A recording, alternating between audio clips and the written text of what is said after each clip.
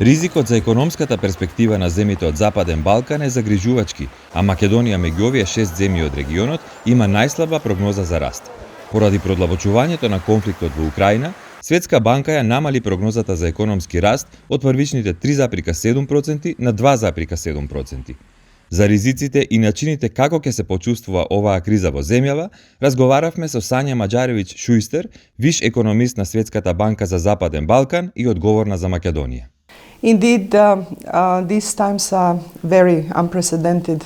We thought that over the last 2 years we have probably seen the largest uncertainty, but unfortunately the war in Ukraine has raised the uncertainty to the next level. So making forecast these days is really ungrateful, and I have to make all of the disclaimers because we really don't know how the situation will evolve, in particular in Ukraine.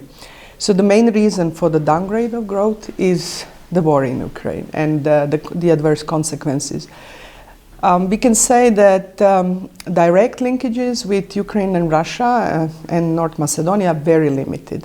So you don't trade much with these countries, you do not have much of the remittances coming from these countries, need you have exposure in the financial sector to these countries.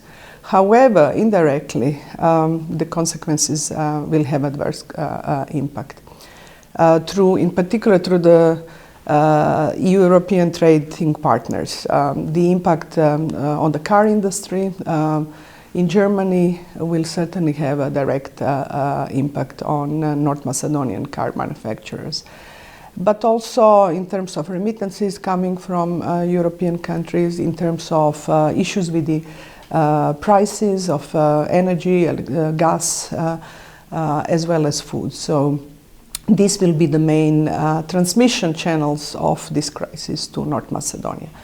And North Macedonia is not the only country where we have done downgrades. We have done this across all our member countries, including for Europe, and the global growth is also expected to decline this year compared to the initial forecasts.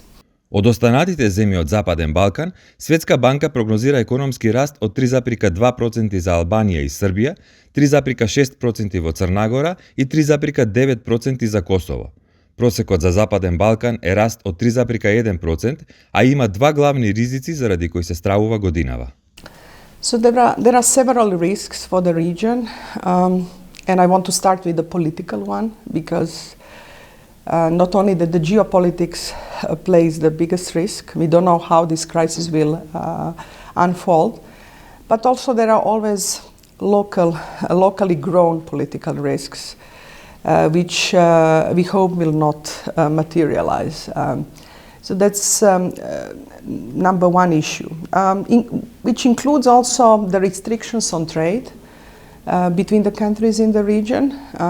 We do hope that such restrictions on trade will not be used going forward, because we indeed believe that the regional integration and then subsequently integration to the larger European markets is what needs to be pursued for all of the Western Balkan countries.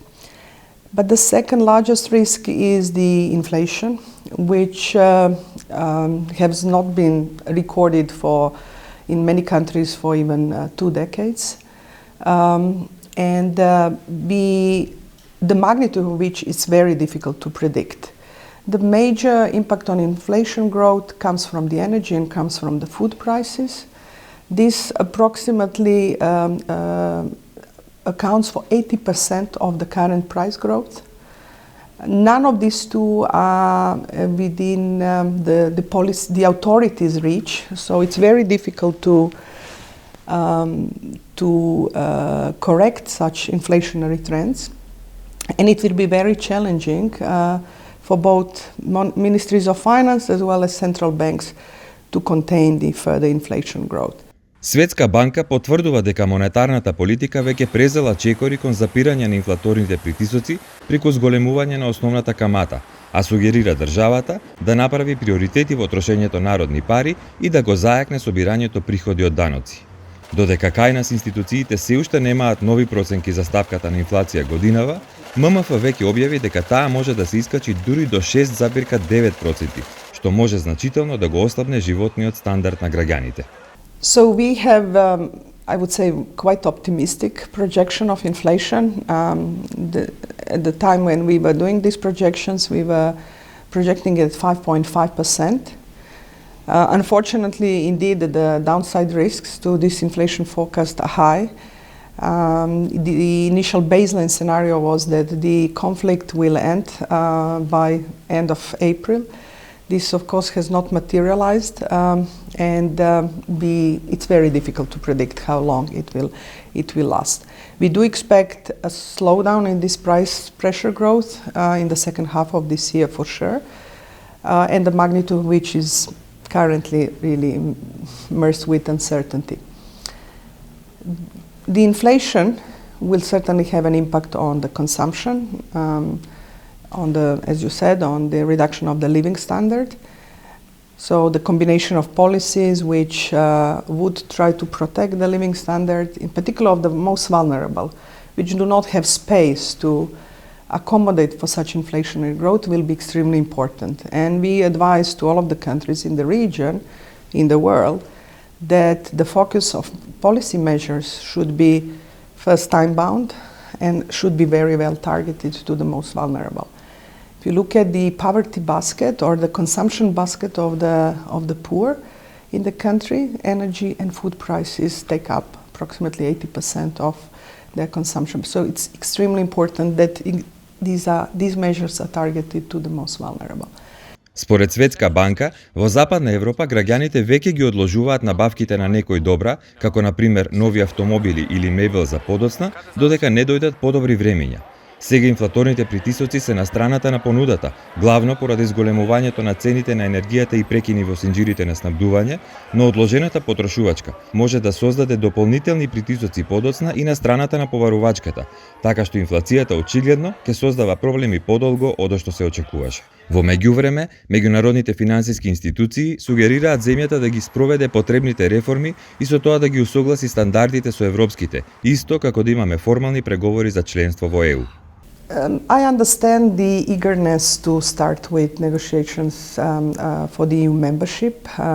It's kind of a reward for all the reforms that have been taken over the last decade and a half, almost.